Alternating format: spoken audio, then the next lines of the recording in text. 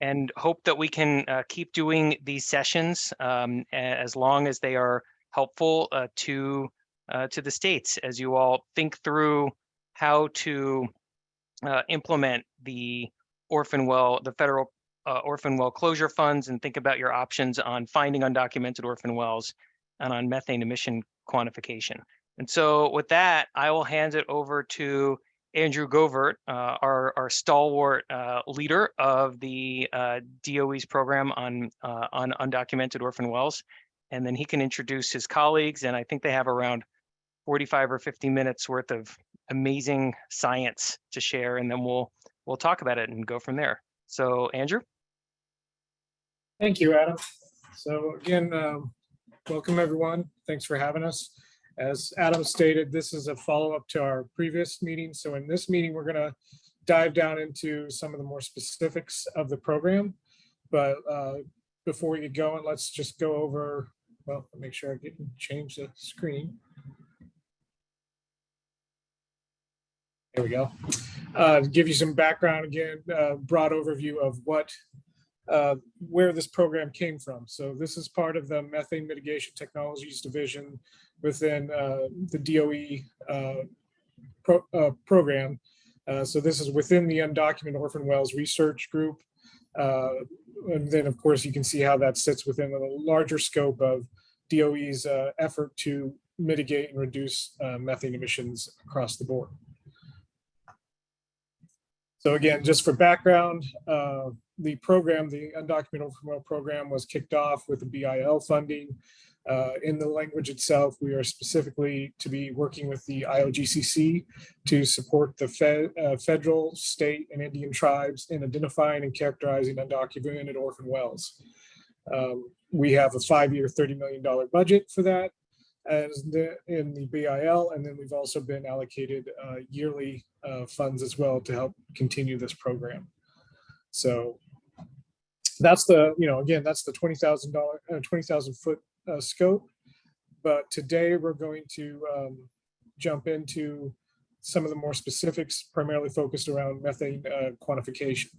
So with that, I'll let Hari take over and we can start getting into the technical stuff. Okay, thanks, Andrew. You want to go to the next slide?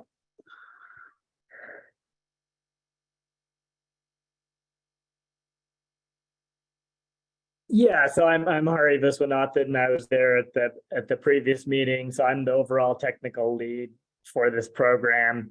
And so I want to just sort of set the stage, giving you an example of work that NETL actually did. And what was interesting about it is we believe there's no silver bullet for just finding all of these undocumented orphan wells. And so we need to screen and quantify the emissions in order to prioritize plugging, because there is a large number. So some prioritization is needed. And so we know different methods that are effective. A lot of these wells do have a casing, so a magnetic survey in areas where there's not a lot of vegetation. You can see how aerial photography, satellite photography can be used to find wells, LIDAR, and then some of these wells are leaking methane, and so methane measurements. And then historically, I believe when we did a survey that the IOGCC did for us and pinged the states, a lot of you are using historical records to actually find these wells, and so they do exist. So it's got to be a combination of all these things. But if you look at the picture on the right-hand side, of just kind of a square kilometer in an area that has a very large number of wells, and NETL looked at different data sets to try to pinpoint these wells, you can see that they don't just all collapse to a bunch of nice, neat points where the wells are. And so that just further emphasizes that whether it's a topo map or LIDAR, all these things may get slightly different answers, and some of them may give no signal at all. And so we believe that you need to use a combination of signals to find these wells. A few things that can complicate things in certain cases are, you might think, well, magnetometer must work most of the time, but there are some wells where the casing's been completely removed for things like efforts during World War II. The terrain can be awfully, sometimes very steep with lots of vegetation. Methane measurements themselves just can't be used to find all these wells because quite a few emit almost no methane or very little. And then there are others that are more like super emitters or emit enough that you do need to worry about them. And Natalie will talk about later that some of these wells actually have a pretty transient signal. So the methane leakage actually changes as a function of time, sometimes quite a bit. That complicates things. And yeah, just photos and satellite photos and so on, just due to being obstructed by vegetation in parts of the country, that can be problematic. Next slide.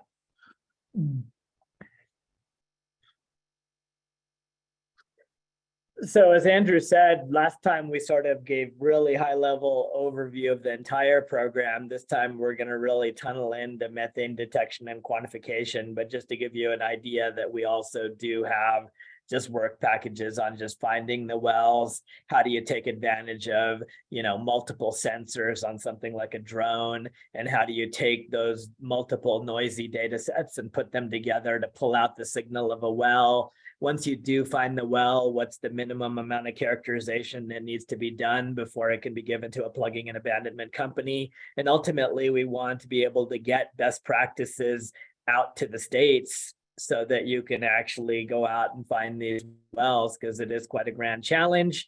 And we also have pieces of, getting these things into a database, because if we're the undocumented orphan well program, we definitely need to make sure that what we're finding is not already documented.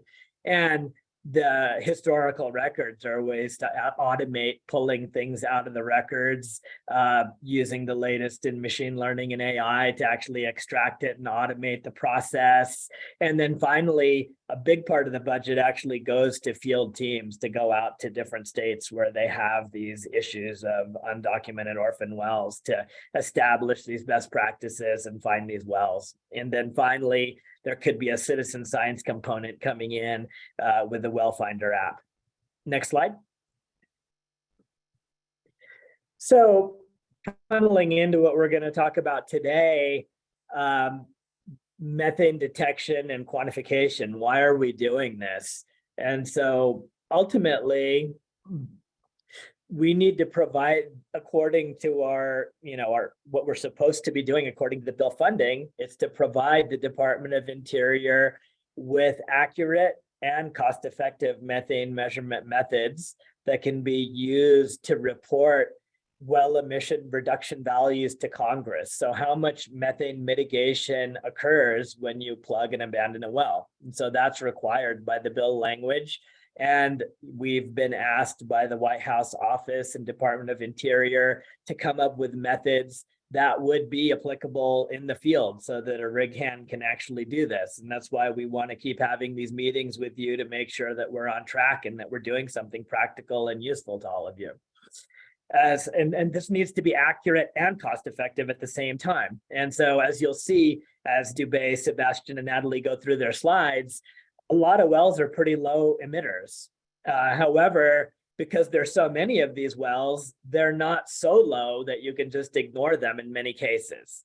And another issue is, in order to show methane mitigation, you need to know the flow rate of methane coming out of a particular well, and measuring flow rate at a wellhead, especially in some of these inaccessible places, of which many are in steep terrain and covered with vegetation, it's just difficult to make the flow rate measurement. However, it's much easier to make a concentration measurement. However, concentration cannot directly be connected to how much methane mitigation you have, but you'll hear about an approach where we're trying to find a connection between concentration and flow rate that's accurate and inexpensive, that could go a long way to making this a lot simpler process. And you might say, well, why are we worrying about drones or even people walking the area? Why can you not just use satellites? And the thing is satellites are improving and improving. However, individual wells are just leaking too little for the most part to be able to just rely on satellites for this, which is why you'll hear that we're going a lot more into drones and UAVs and also working on the ground.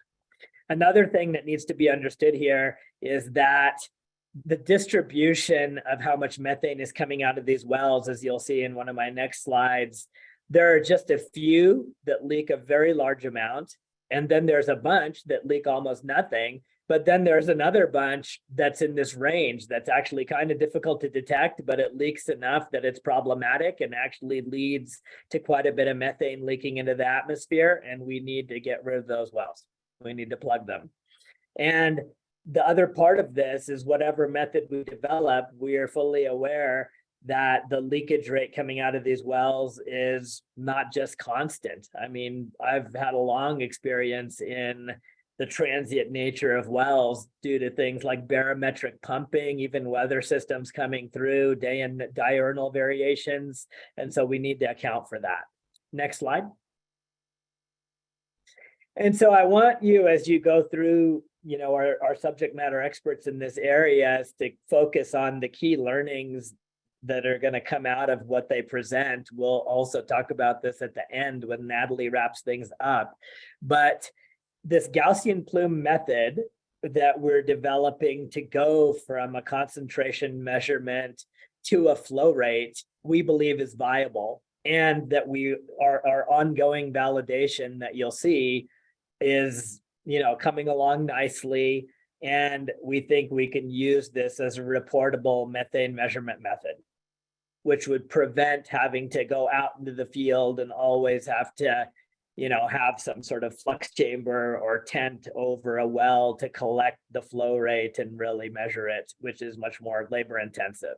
We believe that the Gaussian plume method would simplify the Department of Interior methodology, and that it could be used for a bunch of different well types that we'll go into in one of the future slides. And then finally, that although there is this natural system temporal variability of methane emissions rates that come from wells, we believe this is within an order of magnitude compared to just any single point measurement of leakage from a well. And so again, yes, there is temporal variability, but how often do we need to consider this? Natalie will shed more light on that. Next slide. And so just to give you an idea, this plot, could get a little bit confusing when you look at it, but you can see that it's got, lines from different states across the country. But the real takeaway message here is that just a few wells really dominate net emissions as far as methane is concerned from this Mary Kang paper. However, and so there really is this need to be able to screen wells, because although there's just a few that have a huge amount of emissions, there's a whole other bunch that have significant emissions that you cannot just ignore, that you do need to deal with. And so that's kind of that range of wells that we care about the most. Next slide. And so here is just that when you look at observations that are focused on big oil and gas leaks, just small oil well leaks are often quite difficult to measure. You just can't do that because of the satellite detection limits and so on that you see on the figure on the left. And then the figure on the right is also just sort of explaining that, satellites can get the really big emissions, but, whether it's aircraft or drones, that we think there are ways to use things, for example, like fixed wing drones, to really reduce the cost of trying to find undocumented orphan wells. And we're trying to figure out what are the best sensors and so on to locate these wells. And so the takeaway message from this slide is that orphan wells just demand a much higher sensitivity of methane techniques than satellites or UAV. And UAVs, we believe, can get you where the metal is, but not necessarily the methane leakage. That's something that we need to do much closer to the wellhead. UAVs can only roughly tell you where there's a methane hotspot. And so in situ sensors near the orphan well and source are needed. But since we don't know where undocumented orphan wells are, we need other location methods. And so that's very much what our team is focusing on. Next slide. So as you get into the next part of this talk, which is going to have our subject matter experts on methane, all of them have worked a long time on methane and have a lot of experience. You're first going to hear from Dubé just on the Gaussian plume model methodology, how we developed it and what's behind it. Sebastian and Dubé will then talk about why do we believe in this model? Why are we optimistic towards being able to use this model to be able to estimate how much methane mitigation we get? And then Natalie will tunnel into some of the complexities here on how wells don't just emit at a constant rate, and she's trying to bracket how much temporal variability there is. And then Natalie is gonna make sure that these take-home points that I've talked about here at the beginning hit home after you see all of these details. But thank you very much. And now I will hand it over to Dubé. Great. Thank you, Hari and Andrew. Just a quick add on to what Hari and Andrew already mentioned. So this is actually a DOE-wide, lab-wide team. And for example, Sebastian is from Lawrence Berkeley National Lab. I'm from Los Alamos. And Natalie is from NEDL, the National Energy Technologies Lab. So we're bringing to bear to this problem a lot of assets in the national labs and working closely with DOI. So we actually interface as policy is evolving, they need technical input. So we are very closely call in and work with DOI on sort of having usable recommendations. So we also I'm a scientist by nature, you know, and as they say, precision can be an enemy for operational. We want to just get enough sensitivity so we can prioritize and start helping the industry sector act on these, methane reduction strategies.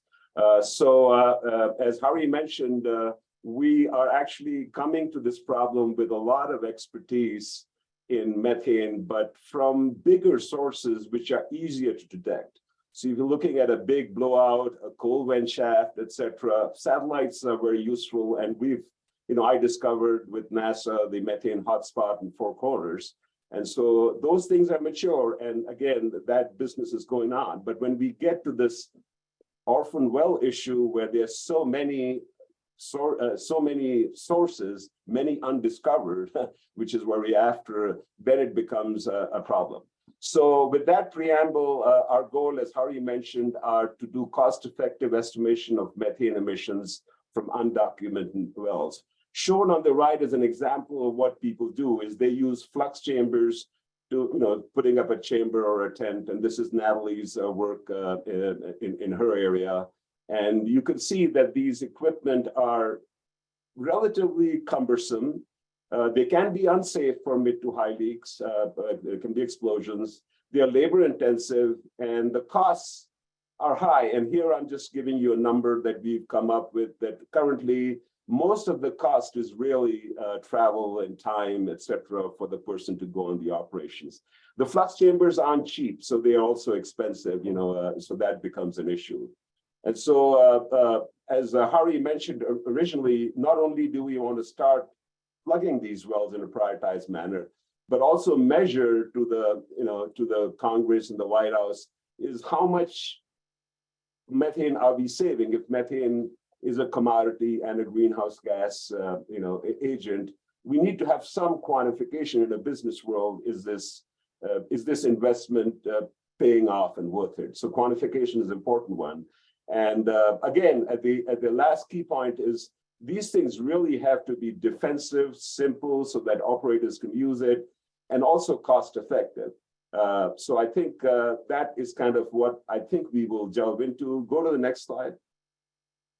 And this is kind of a cartoon to illustrate what our method is. So the plot on the right shows you how we envision. So here is a well cartooned in the blue, and then downwind of these wells we have sampling locations 0.5 meter 1 meter where we could put a sensor. So the equipment we need is, and I'll show you the numbers, not ultra sensitive, but ppm level sensitivity sensors that are calibrated and compact, and they could include solid state metal oxide semiconductors that are cheap, or spectroscopic laser-based sensors that are expensive that we use because we're researchers. Our idea is to really get the research framework right and then transfer it to a simplified, less expensive system. So we need the methane sensor, then we need a handheld anemometer, which is a wind measurement. It could be a simple vane or a thermal or a sonic or even a windsock. So I think the precision we need could be met with very simple engineering methods that operators can use to measure wind speed and direction. Then also just measuring distance is just a tape, a simple tape that would do the job. Now the protocol really is locate orphan well source and determine the wind direction. The locate orphan well source, if it's undocumented, is an independent problem that Hari alluded to. So we have work packages that are focusing in determining wind direction is simple. I think we can do that. Then you have to ensure winds are stable. So you have, and I will show that a little bit. But the other option is you can also create, put a small fan upwind, and you can at least close enough create a wind that's stable enough to allow you to infer the fluxes. Then you measure methane downwind at greater than 2 points. So it could be 0.5 meter, 1 meter of the plume, as illustrated on the right. Then you can sample over minutes. So we're looking at, you don't need a lot of time with a single sensor during these stable winds. Then you can record the wind speed, distance downwind, and methane concentrations as stated above. And then I just wanted to mention that Park Service, which has been charged with fixing wells in their property, is, again, they're in a different business world, but they actually already using 2-point methods at the source. So they measure it at the wellhead, just a handheld sensor, solid state, and then at 1 foot away, which is 0.3 meters. And they're using this for screening because, as Hari mentioned, many of these wells don't leak, right? So if they don't leak, and if you have enough signal, you don't want to spend a lot of resources there if you're resource limited, which we are. And then finally, as I'm going to talk a little bit, we are developing, using ResearchGate methods, calibrated flux conversion methods for the Gaussian plume model. Next slide, please. So here's kind of just illustrates you, and this is textbook material. The field has been developed by EPA and others, mostly on the wrong range. So EPA actually has Gaussian plume models that are certified and approved by EPA for use when you go from a power plant smokestack and go, kilometers downwind or something like that, and then you can infer what the emissions are from the smokestack. Now, this is a different regime. We are looking very close to the source and smaller fluxes generally. And we feel as scientists that this regime actually is a little simpler for this Gaussian plume model. So I just want to send that these methods have been used at larger scales. We're implementing at smaller scales where things are a little bit simpler because the atmospheric dynamical complexity is not as important the closer you get. However, there are other complexities like source turbulence and all that we'll kind of have to average over. So on the right-hand side, I'm showing you a plot, which is the flow rate or the methane emission rate at the wellhead that goes from 0 to 20 grams per hour. On the bottom is the concentration increase that we would like to measure that goes from 0 to 20 parts per million. Ambient methane, by the way, in the atmosphere is around 2 ppm. And on the lines I've shown you, and this concentration is 1 meter away. So two things are obvious. One is that as the flow rate increases, concentration goes out. However, atmospheric conditions matter, like winds. So the different colors show you, for example, at high winds, like 10 meters per second, for the same leak rate, you get a much higher increase because the plume doesn't dissipate. For lower leaks, the plume dissipates more, lower velocities, plume dissipates more, so you get. But these are predictable and we can capture it. So this actually provides, so our idea is to use these kinds of analytic models or lookup tables if they're empirical, and I'll show you some stuff, and provide a cost-effective way to screen wells and filter out low emitters. High emitters can still be measured with other techniques that are thing. Not that we can, so that we can also do it.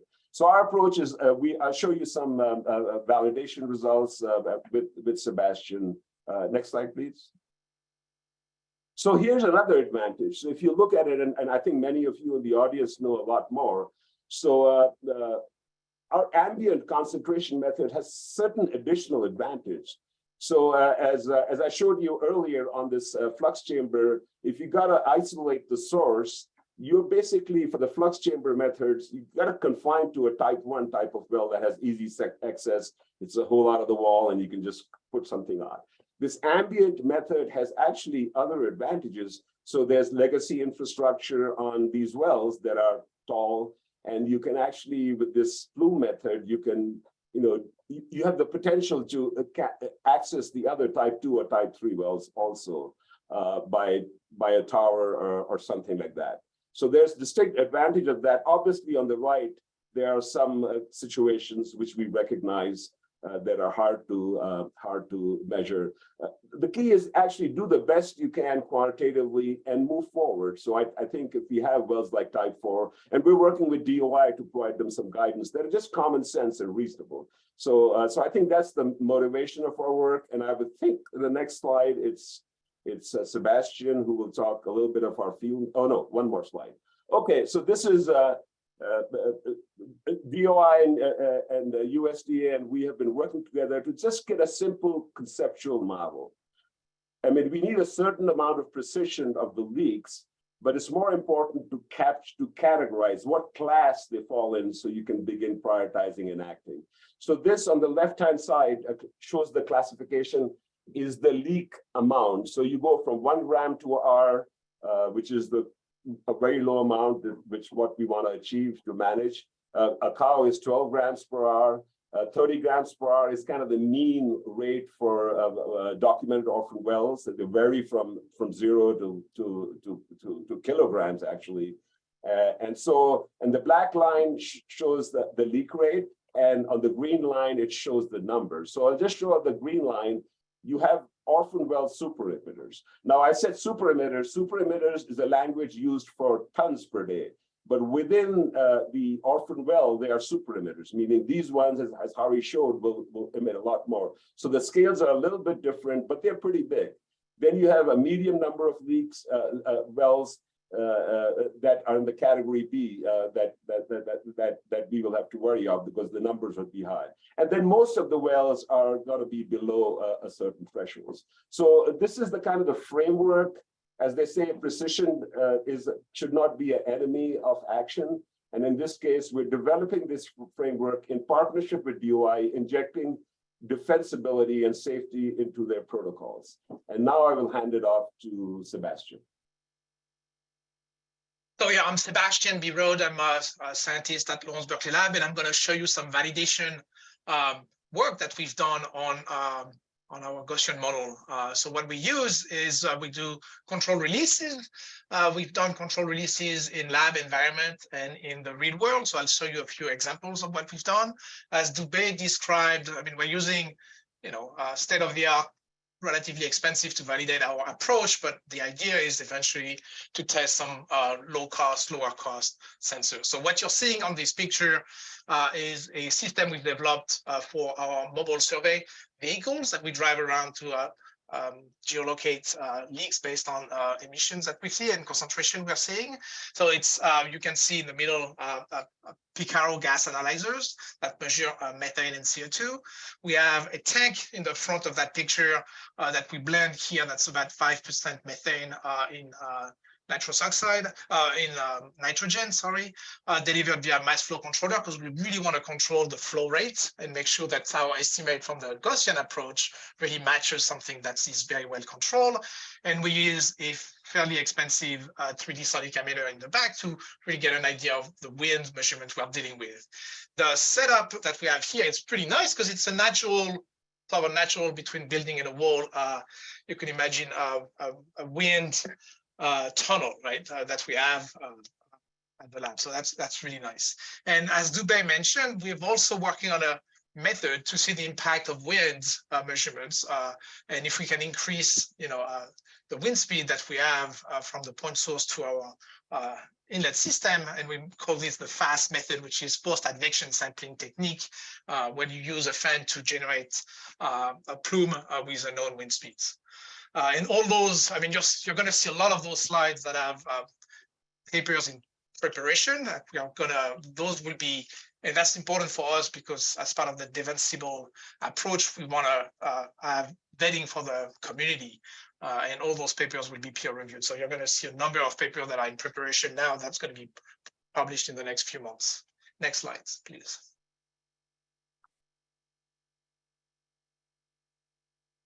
So one of the things that we've done in the lab control release experiments is first we use no fan, right, with natural wind measurements. And then on the left, what you see is concentrations of methane measured at 1 meter downwind from the source for different leak rate, right? From no leak to about 2 grams per hour. So again, very low regime of leaks because we really want to test our approach over a large range of emission rates, and we are starting with low leak rates. And what you see is as the leak rates increases, of course, your methane concentration increases. So that's what Dubé showed from the model results, but we are seeing this in reality.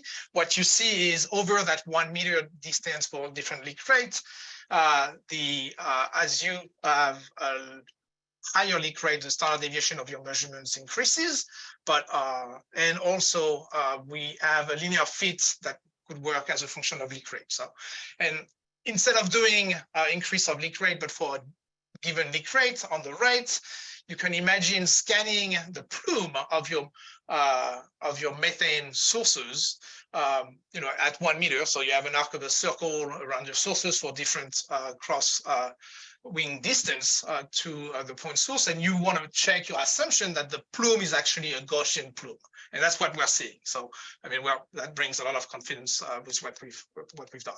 Next slide, please. We wanted to repeat that experience with a fan to have better statistics on our wind measurements. So that's what that graph on the lower right shows. So we have a fan placed about 1 meter upwind from the source. The gas analyzer is placed 1 meter downwind of the point source. And then we're measuring concentration as a function of for a given wind speed that we have. And what you see is, so that's a distribution of wind speeds. I mean, we have more winds with the fan than with no fan, of course.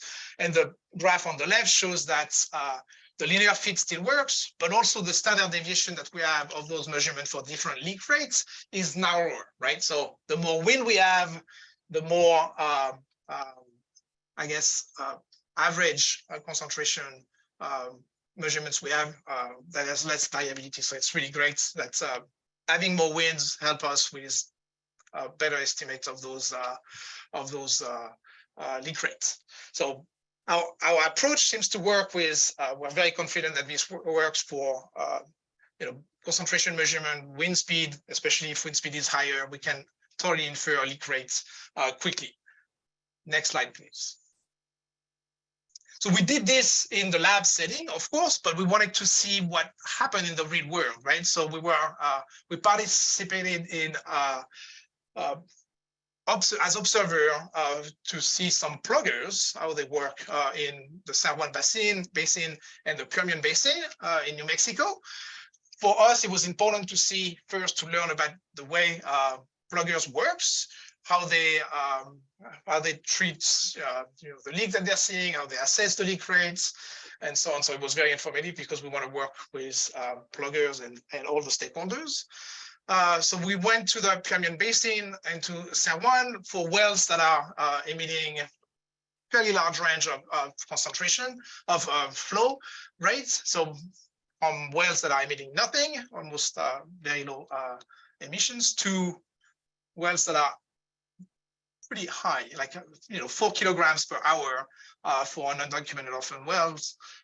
For documented orphan wells is pretty significant. And Dubé is going to describe some of the work that we've done later on the plume model emission estimate based on those measurements that we've done. But we're going to the real world because we're also interested. What we saw is we saw that those wells, as Andrew mentioned, have a very large variability in the type of emissions we're seeing, right? From super high, we consider super high emitters for Orphan wells to medium high, more than 100 grams, to very low, like a few grams, to nothing.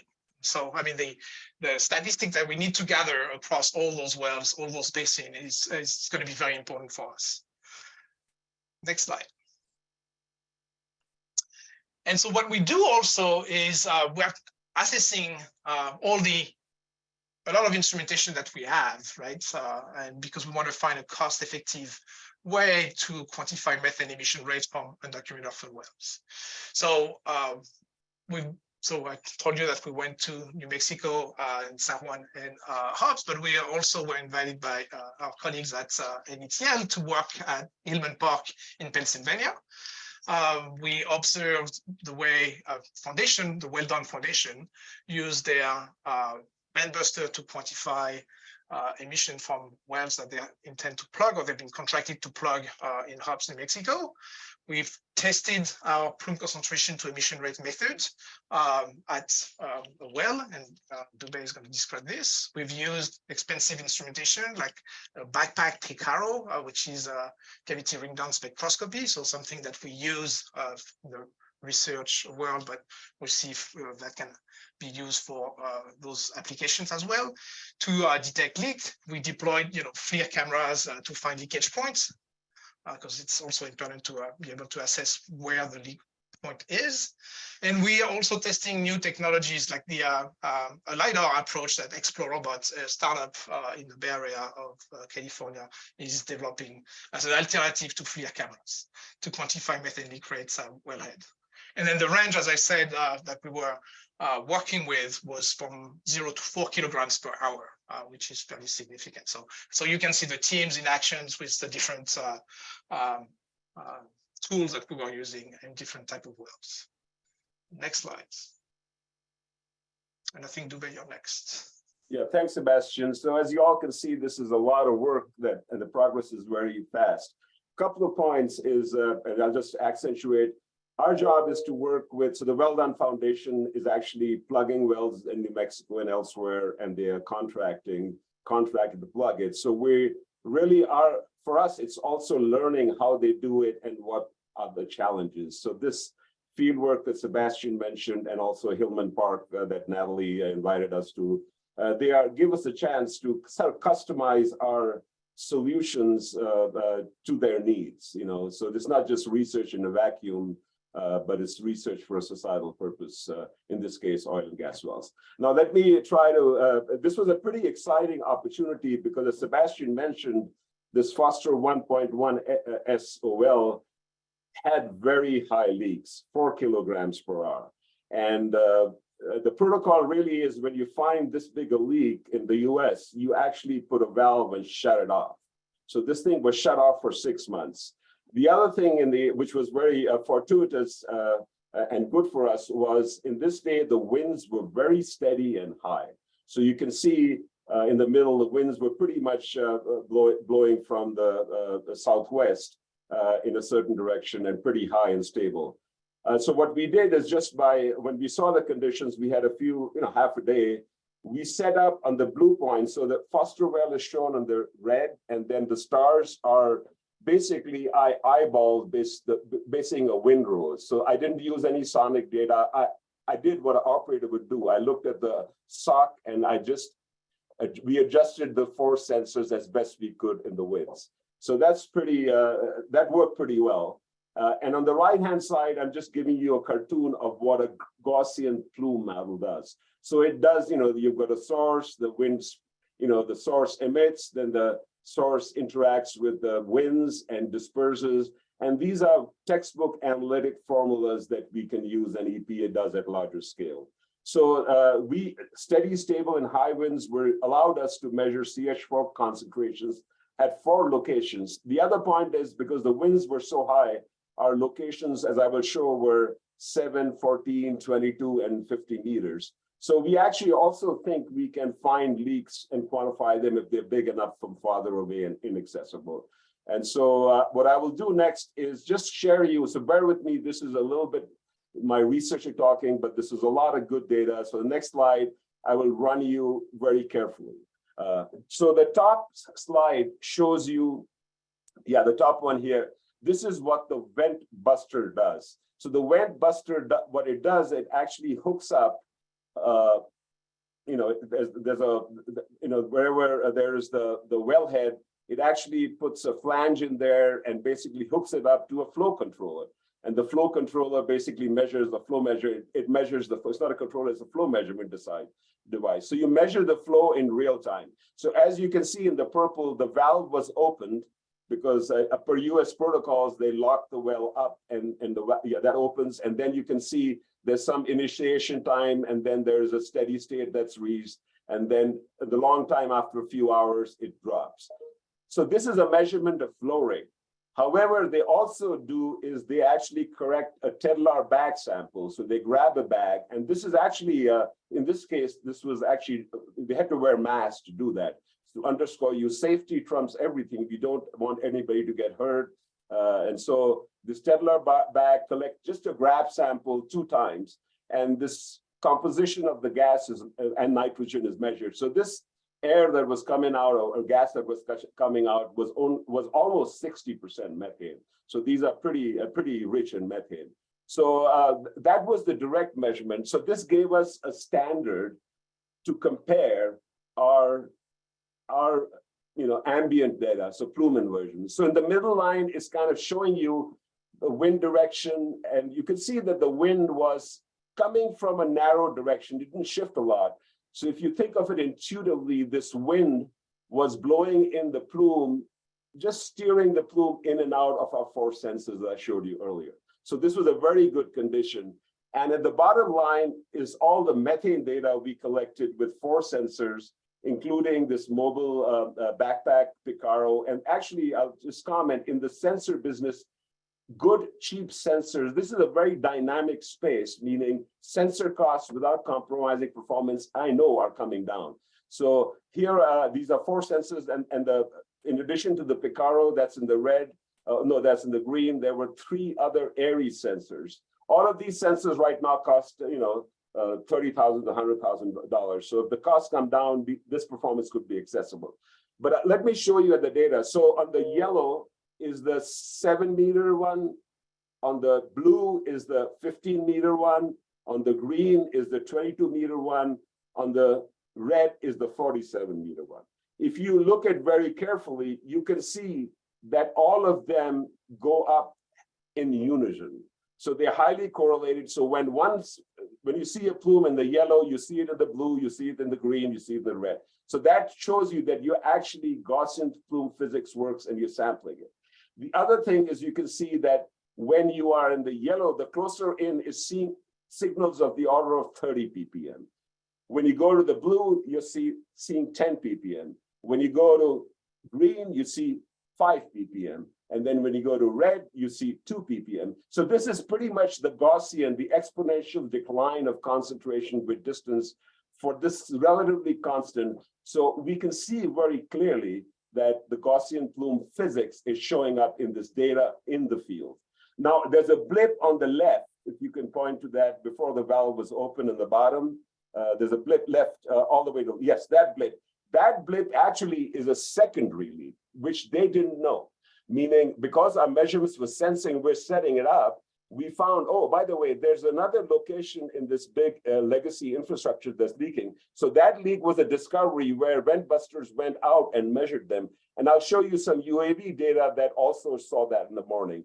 So this is really, and this is a paper with a collaborative paper we're writing up soon, and we're going to be presenting at AGU. This is, I think, a DOE-led breakthrough in sort of quantification that we're proud of. Next one, please. So then I will run into Gaussian plume models. So on the left-hand side is basically the plume model I showed you originally. This is now coded up in Python. I don't do it, students do it. So students are pretty awesome. And you can see that we can match. So, the blues are the model and the blacks with the squirrels are the data with the variability. And you can see we can infer the plume pretty well. I mean, within 20, 30%. On the left-hand panel, we actually thought of atmospheric stability. So these are textbook things. We constrained the model. So that worked pretty well. On the other hand, we want to even simplify it further because this was one condition, but maybe there are many conditions. So on the right-hand side is just do empirical fits. And even that worked pretty well. So I think there's a lot of promise to be able to do empirical and or Gaussian plume model things for classification and quantification to better than a factor of 2. Next one, please. So here's, I showed you that small blip that nobody knew about. And this was a secondary leak from the corroded pipes that actually we saw in the morning as well. And in the morning, our colleagues from NMTech, and we are working with them, we have our own UAV systems, went downwind of this squirrel. And you can see on the right-hand side in the yellows, 100 meters away, they are seeing signals, excess methane of the order of 0.3 ppm. And with the UAV, you can actually sample the plume and you don't need any model. And they're able to estimate a leak of the order of 400 grams per hour, okay? And this is very consistent with the number that I showed originally. So it was 10 times lower than with the signal. So the bottom line here is UAVs can be also used to find UAV. We prefer to do something, but UAVs, because of the sensitivity of these instruments is so high, you can pick up a signal from a leaky well 100 meters away. And that's why having a UAV in addition to magnetometer, a methane, would be valuable. Now you have to backtrace the meteorology, but if the winds are known, you have some hope to get that. So a hybrid approach where we use a variety of sensors would be very important. And that's what our these 10 work packages we have. We really connect the dots. I've shown you today what we focus on work package work, but there are other work packages that work tightly with us. I'll hand it off to Natalie next. Thank you, Dubey.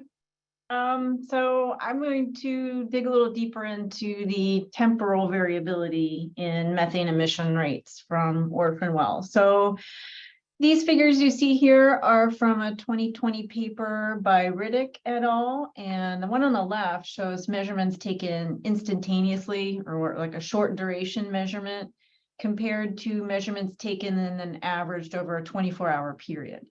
So you can see only 4 of the 17 data points fall near or on the 1-to-1 line. The other measurements are up to 2 to 4 orders of magnitude different on either side of that line. So, we're seeing data that shows significant variability depending on the time over which the measurement is taken. And then the authors observed 5 different emission scenarios in the 24-hour data that they represented in the figure on the right. So here you see the time on the x-axis and the emission rate on the y-axis. The yellow line shows a short-term exponential decrease in emission, but fairly quickly the emission rate arrives at a somewhat steady value. Then the blue line shows a longer-term decrease in emission rate. The red and gray lines both show either a sudden increase or sudden decrease in emission rate. And then the black line shows a steady but highly variable emission rate. So some of these variations could potentially be explained by bubbling. If the well is filled with fluid and the methane gas builds up and then works its way up to the surface. And then of course the rate of bubbling could be different, right? Sometimes you might have a long and slow kind of burping of methane, or it could be a more continuous bubbling over time. So overall, these data show that wells aren't really limited to a typical or one type of behavior in their emission rates, and there could be high variability even over a 24-hour period. Next slide, please.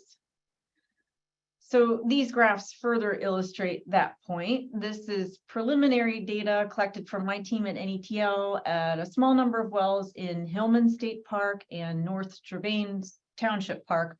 Both of them are in Western Pennsylvania. So we used a flex chamber approach. There was a picture of the flex chamber on one of the slides that Dubé presented. And we had a sensor that continuously logged methane data so that we could further examine temporal variability, both on a diurnal scale and also a seasonal scale. So, our intention was to collect this data over a period of time at the same set of wells in the summertime, and then go back to the same set of wells in the wintertime. So these graphs show some wintertime data, and while we did observe significant variability during these wintertime experiments, it was within a factor of about 1.5.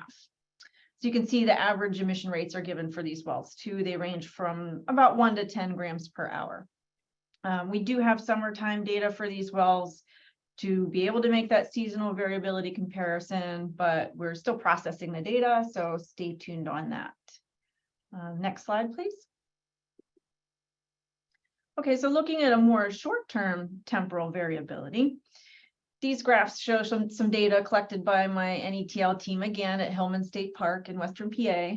And these were done over the course of 2 hours using a Semtech 2 high flow sampler.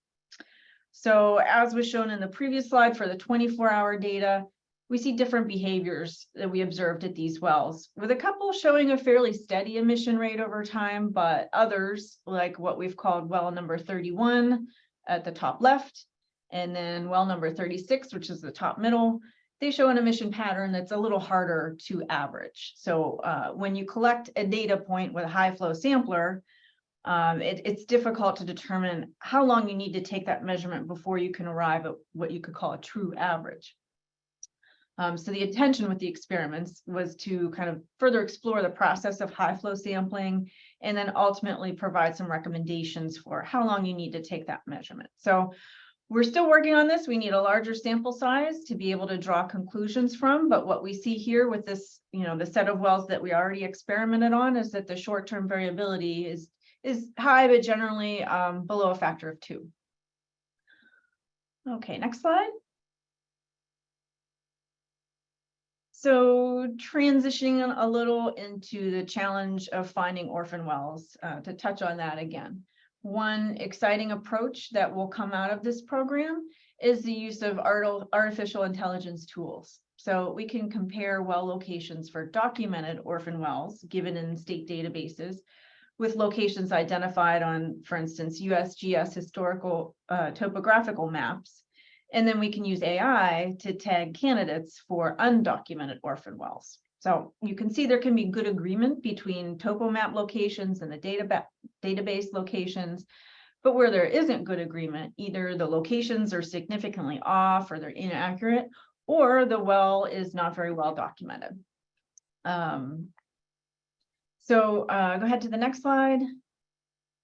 In addition to the topo maps and the state databases, we look at other resources for clues as to well location, like historic aerial photos, LiDAR data, magnetic surveys when they're available. And Hari touched on this at the beginning of the webinar.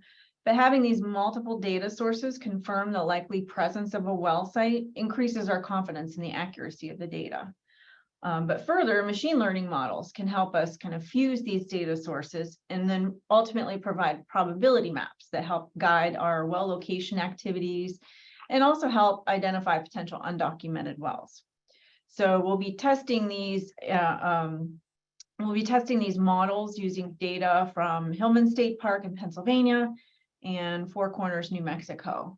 We have, for instance, at Hillman State Park, it's an area with a large number of wells, but the locations are fairly well known from previous research activities we've done in the park. So it's a good location for being able to test a machine learning model. Okay, next slide. All right, so to wrap things up, here's a reminder of those key learnings to take away. So first of all, the Gaussian plume method that Dubé and Sebastian discussed, it's viable, and we'll be continuing to validate the methodology for use as a reportable methane emission measurement approach. And we'd love to get some feedback on this. This method has quite a few advantages, one of which is that it can be used for multiple well types, as other measurement approaches may or may not be one size fits all. And lastly, although we are still investigating temporal variability, we can now say that we have data that show that natural system variability of emission rates can be an order of magnitude different from any single point measurement value. So we really need to take care in how we collect and report emission rates, making sure that we take into account that high uncertainty. And lastly, if you go to the next slide, I'll end with questions that our team would like to put to the IOGCC. We really appreciate the opportunity to interface with our stakeholders, and we recognize that there are ways in which we could gain assistance in some of our research activities that would be really much appreciated. So firstly, what methods are the IOGC using, and what methods are the states using to estimate methane emissions? We understand that there's not really a standardized approach to this. So we've developed and are using different methodologies, and we'd like to hear more about what the states use. Can you help us cover more basins? We have data for hundreds of wells now for methane emission rates, but it's still only a tiny fraction of the total number of undocumented or orphaned wells across the country. And being able to collect data from unexplored basins would help us investigate how emission rates vary regionally, geographically, and getting access to more of those locations would be great. Can we as a team help with the process for transferring wells from the undocumented column to the documented column? What are the protocols for tracking that? And then in other ways, how best can we provide the states with some assistance? One important aspect of this program has to do with kind of the prioritization of well plugging and what decisions go into when to plug a well, what kind of parameters are important for evaluating, and cost is always important, right? So what could be a quantification target cost model for orphan well plugging? So in terms of reducing methane emissions, what's kind of the environmental benefit, and how does that weigh against the environmental costs of well plugging? And so I think we can end there and hopefully have some discussion through the Q&A. So I'll turn things back over to Amy.